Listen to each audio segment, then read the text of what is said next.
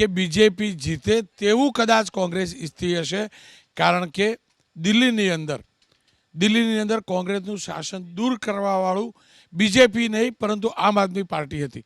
આપ શું માનો છો? આજે ચર્ચા ચાલી રહી છે કે આ વખતે કોંગ્રેસ એવી અપેક્ષા રાખતી હશે કે આપનો સફાયો થાય.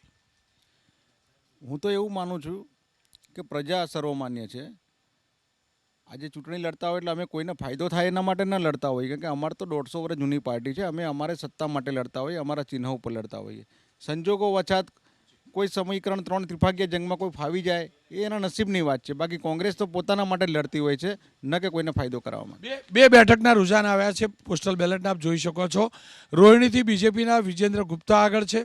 2 બેઠકના રૂઝાન આવ્યા છે અને આરકે પુરમથી બીજેપી પણ આગળ છે. એટલે કે શરૂઆતમાં એટલે કે બેલેટ પેપરની અંદર આમ આદમી પાર્ટી નહીં પરંતુ બીજેપી આગળ હોય તેવું દેખાઈ રહ્યું છે. શું કારણ હોઈ શકે? સરકારી કર્મચારીઓ કેટલા મહત્વના, અને ખાસ કરીને જે પ્રકારની છેલ્લે જાહેરાત થઈ 12,000ના ઇન્કમટેક્સવાળી, 12,000 સુધીની, માફ કરજો, 12 લાખ સુધી ઇન્કમટેક્સ માફીની, તેની કર્મચારીઓ પર કેટલી અસર પડી હશે? એક વસ્તુ સ્પષ્ટ છે કે જ્યારે 12 લાખની આવકની અંદર જ્યારે ટેક્સ ઝીરો કરવામાં આવ્યો છે તો એ આવક જે છે ને એ ગામડાની અંદર કોઈ ગ્રામ્યજનોની તો નથી જ હોઈ શકવાની.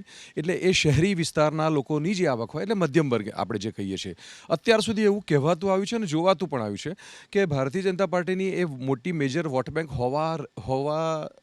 એટલે રહી છે, છતાં પણ ભારતીય જનતા પાર્ટીએ એના તરફ દુર્લક્ષ સેવ્યું છે એવા આક્ષેપો થતા આવ્યા છે અને એ સાચા પણ દેખાયા હતા.